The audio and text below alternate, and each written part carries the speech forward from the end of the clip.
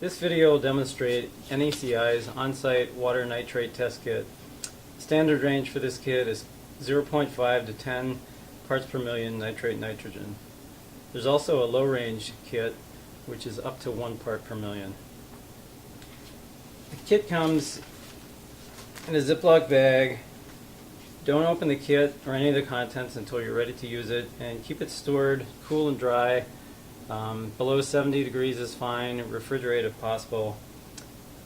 There's an expiration date and a lot number stamp. The kit's good for up to 6 months. Instructions and a data sheet are included with the kit. The rest of the contents are cardboard cuvette holder, 5 tubes for collecting your water samples,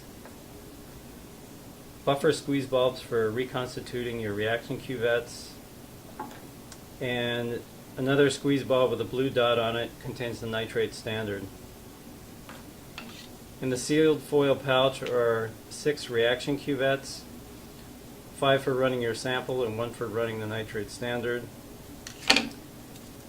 There are 5 small drop pipettes for adding your sample to the reaction cuvette.